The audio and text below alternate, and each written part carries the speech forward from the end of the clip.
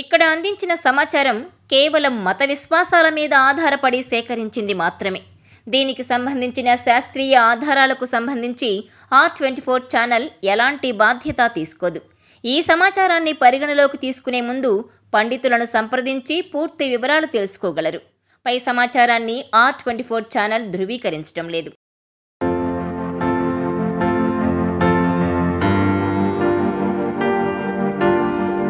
భగవంతుని ఆరాధించే సమయంలో పూలకు ఒక ప్రత్యేక స్థానం ఉంది.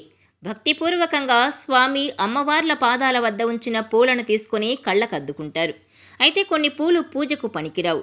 ఎందుకంటే వాట్స్ దిస్ R24 స్పెషల్.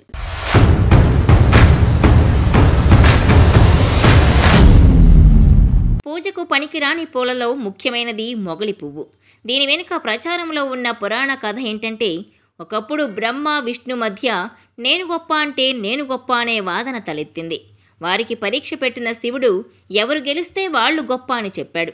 అప్పుడు శివుడు శివలింగానికి ఆద్యంతాలు చూసి రమ్మని పంపిస్తాడు. ఇద్దరూ ఎంత దూరం వెళ్ళినా మొదలు చివర కనుక్కోలేకపోతారు. బ్రహ్మదేవుడికి మార్గమధ్యలో దేవలోకపు గోవు మొగలి చెట్టు కనిపించాయి. ఇక శివలింగం మొదలు చూడలేనని అర్థమైన బ్రహ్మ గోవును మొగలి పువ్వును తాను శివలింగం మొదలు చూశానని సాక్ష్యం చెప్పమంటాడు. ఇంతలో వెనక్కు తిరిగి వచ్చిన విష్ణుమూర్తి తాను శివలింగం చివర కనుక్కోలేకపోయానని చెప్పడంతో బ్రహ్మనే విజేతగా ప్రకటిస్తాడు శివుడు. ఇంతలో గోవు మొగలి పువ్వు అబద్ధం చెప్పాయని ఆకాశవాణి పలుకుతుంది. దీంతో అబద్ధం చెప్పిన బ్రహ్మకు భూలోకంలో ఆలయాలు ఉండవని, మొగలి పువ్వు ఏ పూజకు పనికిరాదని, గోవు ముఖం చూస్తే దోషమని శాపమిచ్చారట. అందుకే గోవు వెనక భాగానికే పూజ చేస్తుంటాం. మొగలి పువ్వు మామూలు పూలలా సున్నితంగా ఉండదు. అతి ఎక్కువ వాసన వెగటుగా ఉంటుంది. కానీ ఆహ్లాదాన్ని, అనుకూల శక్తిని ఇవ్వదు. ముఖ్యంగా ఈ పూలున్న చోట పాములు తిరుగుతుంటాయి. వాటికుండే కోర్కెలు, కోపం, పగ ఇలాంటివన్నీ మానవుల్లో కలుగుతాయని, అందుకే మొగలి పూలు పూజకు పనికిరావని చెబుతారు. ఎక్కువ వాసనొచ్చే పూలు సంపంగి, సన్నజాజి, మల్లెపూలు కూడా పూజల్లో పెద్దగా వినియోగించరు. బంతిపూలు కూడా పూజకు ఉపయోగించరు. వీటికి ఎలాంటి శాపం లేదు. కానీ సాధారణంగా శుభకార్యాల సందర్భంగా బంతిపూలు గుమ్మానికి కడతారు. వీటికి క్రిమికీటకాలను ఆకర్షించి నాశనం చేసే శక్తి ఉంది. వీటిని గుళ్ళో విగ్రహాలకు వేస్తే చుట్టుప్రక్కల క్రిమికీటకాలు అక్కడ చేరుతాయి. పైగా దేవుని దగ్గర ఉపయోగించే పూలు, అగరుబత్తి, ధూపం, హారతి, గంట అన్నీ క్రిమికీటకాలను పారద్రోలేవిగా ఉంటాయి.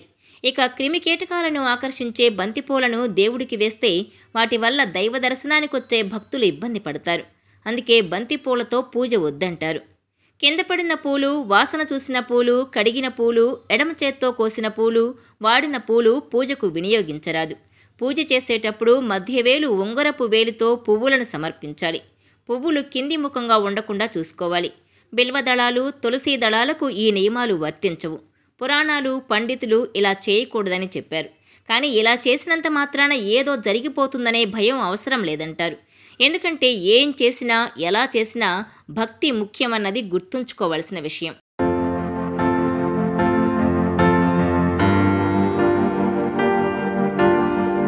ఈ వీడియో మీకు నచ్చినట్లయితే please share, like and subscribe R24 Telugu.